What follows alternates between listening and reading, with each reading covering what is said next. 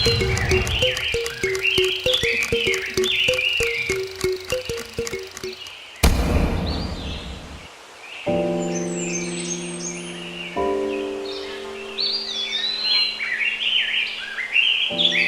suis devenue cinéaste en passant par le journalisme.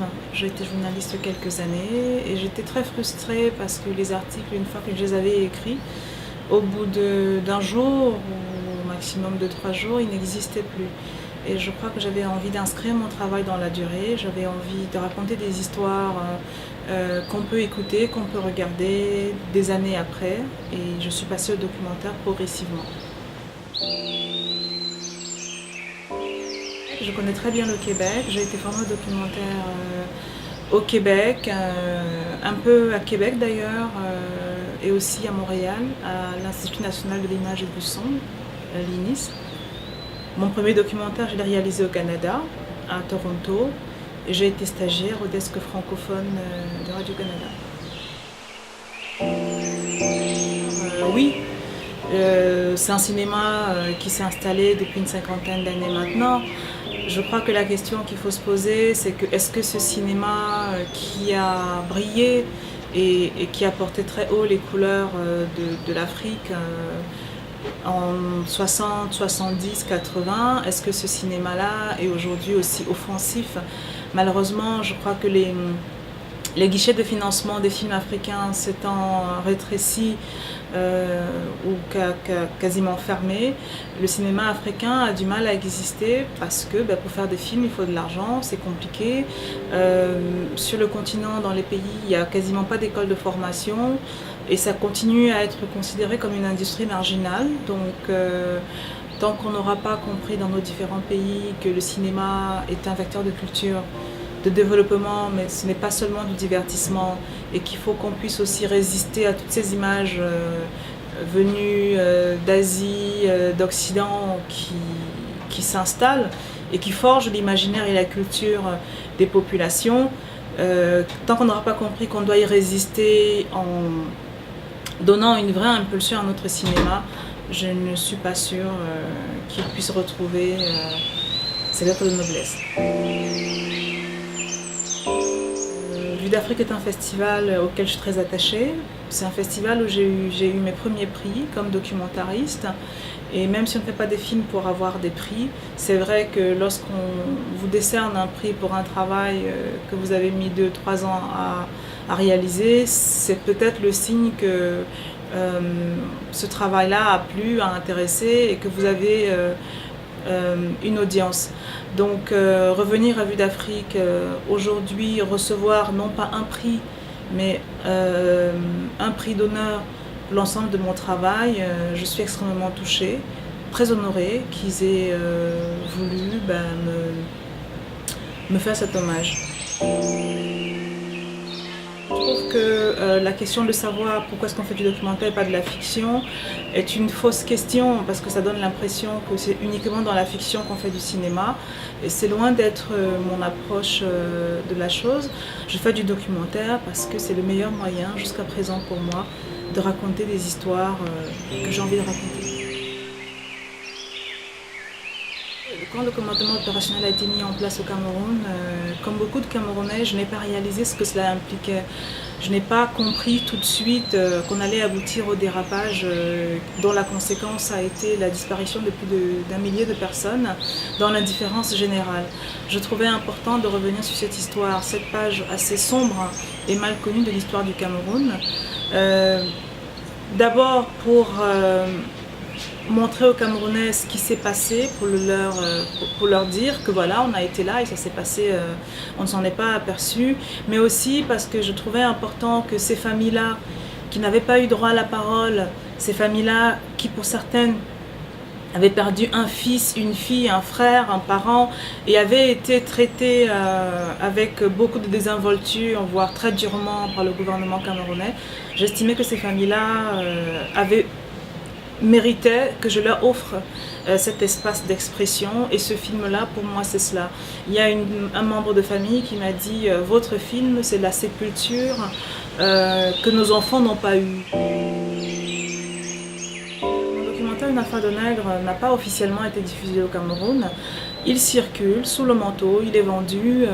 Il n'y a pas eu d'interdiction officielle à le diffuser, mais je sais que tous ceux qui ont voulu le diffuser en ont été découragés. Il y a eu des pressions sur les responsables de festivals qui voulaient le montrer. J'espère qu'il sera montré un jour officiellement au Cameroun.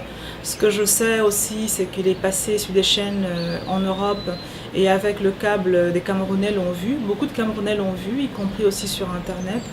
Je continue à espérer avoir le plaisir un jour, dans une salle de cinéma au Cameroun, de montrer ce film. Le cœur du film, c'est l'histoire du commandement opérationnel, mais ce film-là va au-delà de cela, au-delà de ce drame que je raconte. C'est un questionnement sur la démocratie en Afrique, c'est une réflexion sur, c'est une espèce d'état des lieux en fait, de la politique dans les pays africains avec le cas du Cameroun.